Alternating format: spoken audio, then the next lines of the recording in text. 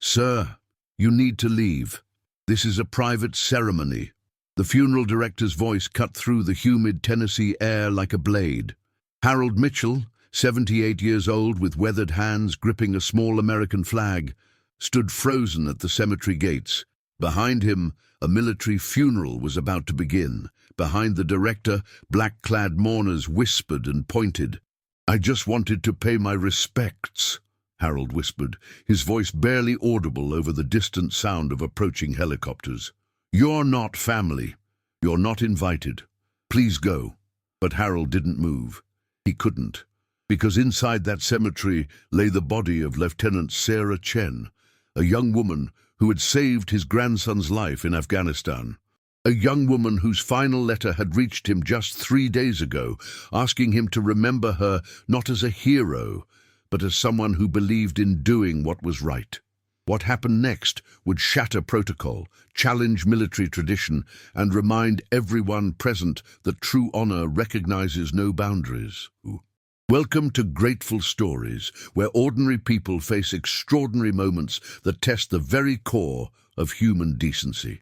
I'm your host, and today we're diving deep into a story that unfolded at Arlington National Cemetery on a sweltering August afternoon. A story about respect, sacrifice, and the moment when a 4-star general chose humanity over hierarchy. Let's uncover what really happened when an old man's simple act of gratitude changed everything. Harold Mitchell had lived his entire life in the shadow of service. His father fought in World War II. His son served in Vietnam. His grandson, Marcus, deployed to Afghanistan in 2019 with the 82nd Airborne. For Harold, military service wasn't just duty. It was family legacy written in blood and sacrifice. When Marcus returned home with shrapnel scars and nightmares, he could barely speak about his deployment. But there was one story he told repeatedly, about Lieutenant Sarah Chen, his unit commander, who had thrown herself between his squad and an improvised explosive device during a patrol in Kandahar province. She absorbed the worst of the blast, spending 3 months in military hospitals before returning to active duty. "She saved my life, Grandpa," Marcus would say during his visits. "I wouldn't be here without her." Sarah Chen had written Marcus several letters during his recovery. In her final letter, forwarded to Harold after her death in a training accident, she had written something that haunted him. "Tell your grandfather that service isn't about the uniform. It's about the people we protect and the love that drives us to protect them." When Harold learned of her funeral, he knew he had to be there. Not as a stranger, but as the grandfather of a soldier whose life she had saved. He had purchased a small American flag and driven 8 hours from his home in Kentucky to Arlington National Cemetery. He had no invitation, no formal connection to her family, but he carried something more powerful, a debt of gratitude that demanded to be honored. The funeral director's words echoed in Harold's mind as he stood at the cemetery entrance. Behind the gates, he could see the honor guard assembling. Military precision choreographed every movement as soldiers prepared to lay Lieutenant Chen to rest with full military honors. Her parents, Chinese immigrants who had sacrificed everything to give their daughter opportunities in America, stood beside the flag-draped casket. Her younger brother, still in high school, clutched their mother's hand. "Sir, I'm calling security," the funeral director said, his patience exhausted. Harold's grip tightened on his flag. "My grandson is alive because of her. She asked me to remember her." "That's very touching, but this is a closed ceremony. You need to understand." "I understand that a 26-year-old woman died serving our country.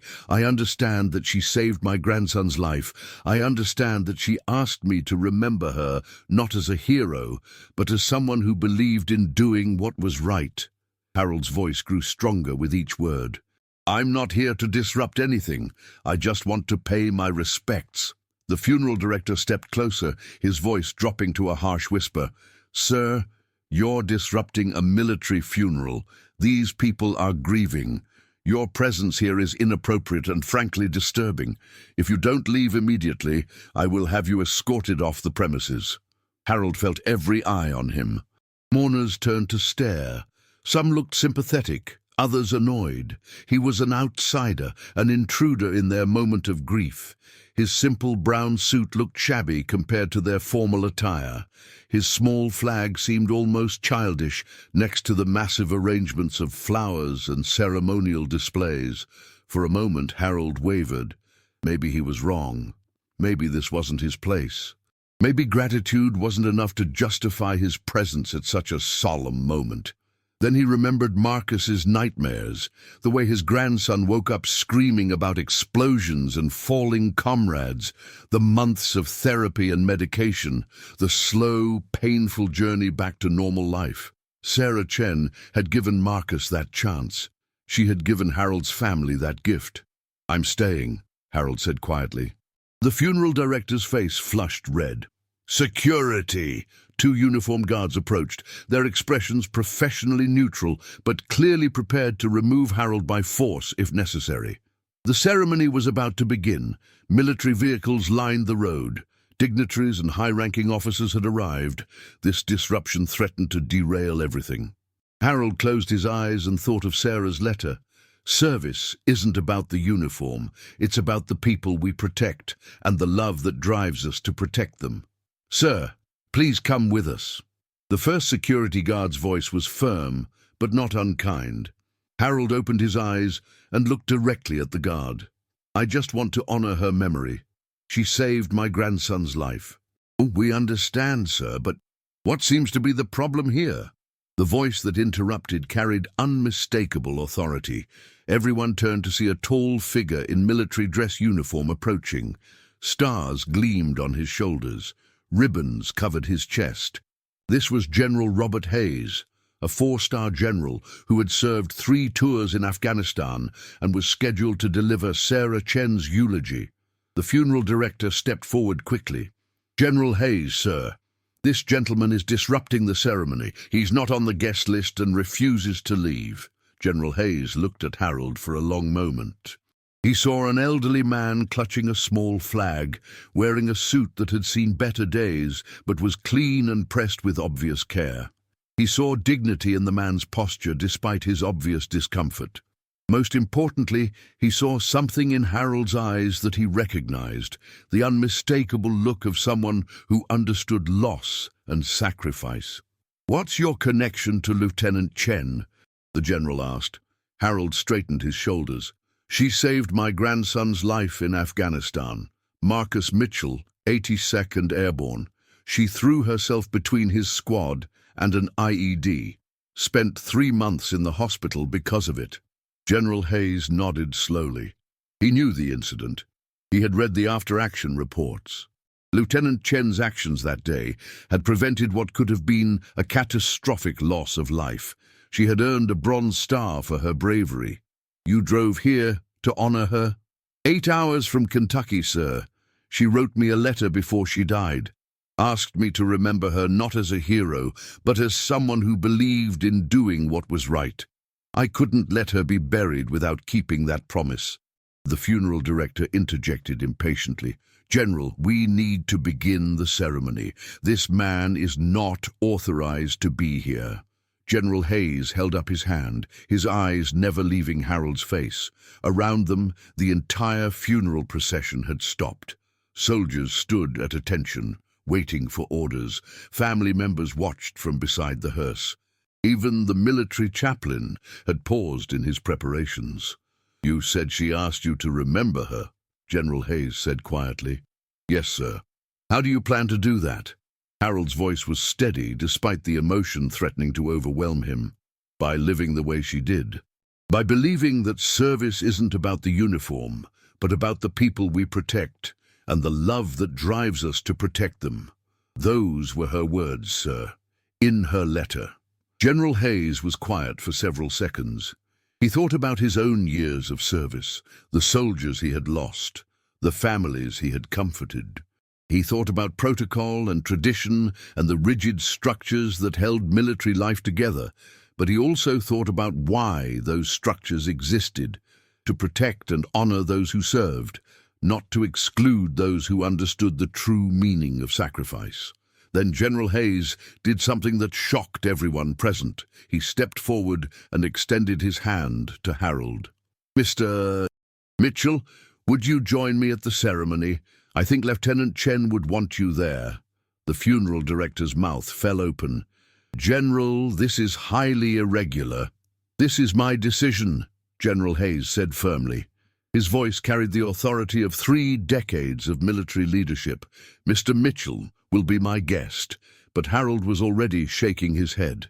"Sir, I don't want to cause any trouble. I just wanted to pay my respects from a distance." "Nonsense." General Hayes placed his hand on Harold's shoulder. "Sarah Chen died believing that service is about protecting people and honoring love. You drove 8 hours to honor her memory because she saved your grandson. That's exactly the kind of person who should be here." When the general turned to address the funeral director and the assembled crowd, "This man represents something Lieutenant Chen died defending. The idea that in America, gratitude transcends boundaries. That service creates bonds stronger than protocol. That when someone saves your family, you honor that sacrifice regardless of convention." Harold felt tears running down his cheeks. Around him, the mood was shifting. Mourners who had been annoyed now looked moved. Soldiers nodded in understanding. Sarah's parents, who had been watching from beside the casket, walked over. "You are Marcus's grandfather?" Sarah's mother asked in accented but clear English. "Yes, ma'am." Sarah wrote about Marcus, about how brave he was, about how proud she was to serve with him. Her voice broke slightly. "She would want you here." Sarah's father stepped forward and bowed slightly. "Thank you for coming so far to honor our daughter." General Hayes gestured toward the ceremony site. "Shall we proceed?" The procession reformed with Harold walking beside the general. The funeral director, clearly uncomfortable but unable to argue with a 4-star general, stepped aside. As they moved toward the gravesite, Harold felt the weight of the moment. He was about to witness something sacred, something that connected him forever to a young woman who had given everything in service to others. The ceremony was everything Harold had imagined and more. The honor guard moved with precise dignity. The chaplain's words honored Sarah's service and sacrifice. When the general delivered his eulogy, he spoke not just about Sarah's military accomplishments, but about her character, her dedication to her soldiers, and her belief that true service came from love, not duty. As the flag was folded and presented to Sarah's parents, Harold stood with his small flag held against his heart. When the guns fired their salute, he felt each shot like a physical blow. When the bugler played taps, tears streamed down his face without shame. After the ceremony, as mourners began to disperse, General Hayes approached Harold again. "Mr. Mitchell, I want you to know something. In 30 years of military service, I've seen a lot of people honor our fallen. But I've rarely seen someone demonstrate the kind of respect you showed today. Lieutenant Chen was right. Service isn't about the uniform. It's about the love that drives us to protect each other." Harold clutched his small flag tighter. "Thank you, sir, for letting me stay, for understanding. Thank you for reminding us what we're really fighting for." As Harold walked back to his car, several other attendees approached him. Some were fellow veterans who understood his need to honor Sarah's memory. Others were family members who had been moved by his simple act of gratitude. Each interaction reinforced the same truth, that genuine respect transcends artificial boundaries. On his drive home to Kentucky, Harold thought about Sarah's letter and her words about service and love. He thought about Marcus, who was slowly healing from his physical and emotional wounds. He thought about General Hayes, who had chosen humanity over protocol. Most of all, he thought about Sarah Chen, a young woman who had lived her brief life believing that protecting others was the highest calling. The story of Harold Mitchell and General Hayes spread quickly through military communities and beyond. Videos of the general's decision to include Harold in the ceremony went viral on social media. News outlets picked up the story, framing it as an example of American values at their best. But for Harold, the attention was secondary to the deeper truth he had experienced. He had learned that gratitude, when genuine and deeply felt, creates its own authority, that respect, when offered with sincerity, transcends social conventions, that sometimes the most important moments in our lives happen when we choose to honor our debts to others, regardless of whether anyone thinks we belong. A week after the funeral, Harold received a call from Marcus.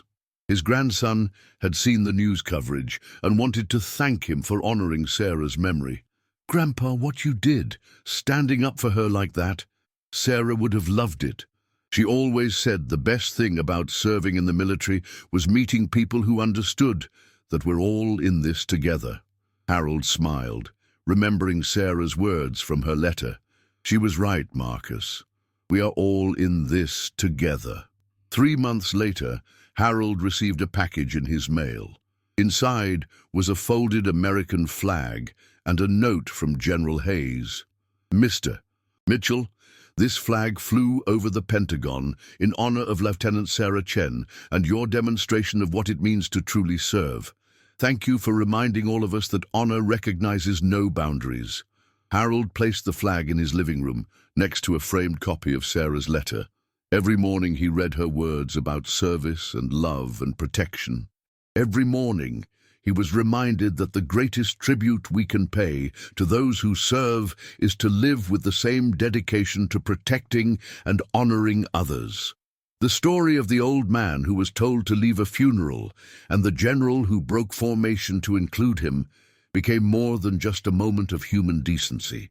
It became a reminder that in a world often divided by differences, our shared humanity creates bonds stronger than any barrier. Sarah Chen died believing that service is about the people we protect and the love that drives us to protect them. Harold Mitchell drove 8 hours to honor that belief. General Hayes broke protocol to defend it. Together, they created a moment that reminds us all that gratitude, when genuine and deeply felt, has the power to transform not just individual lives, but entire communities. Sometimes the most profound acts of service happen not on battlefields or in hospitals, but in moments when we choose to honor the debts we owe to others. When we recognize that true respect transcends artificial boundaries, when we remember that the love that drives us to protect each other is stronger than any force that seeks to divide us. In a world that often seems fractured by differences, the story of Harold Mitchell, General Hayes, and Lieutenant Sarah Chen reminds us that gratitude builds bridges where walls once stood. That honor recognizes no boundaries when it comes from the heart, that sometimes the most important battles we fight are not against external enemies, but against the indifference that threatens to make us forget why service and sacrifice matter. Today, Harold Mitchell still lives in Kentucky. He volunteers at a local veterans center, helping soldiers adjust to civilian life. Marcus is married now, with a young daughter who loves to hear stories about the brave soldiers who kept her daddy safe. General Hayes retired from active duty, but continues to speak about leadership and the importance of recognizing service in all its forms. And somewhere in Arlington National Cemetery, beneath a white headstone, Lieutenant Sarah Chen rests in peace, knowing that her belief in service, love, and protection continues to inspire others to choose humanity over protocol, gratitude over indifference, and honor over convention. This is what happens when we remember that the greatest tribute we can pay to those who serve is to serve others, ourselves. When we understand that true honor is not about following rules, but about following the love that drives us to protect each other. When we realize that sometimes the most important moments in our lives happen when we choose to be grateful, regardless of whether anyone thinks we belong.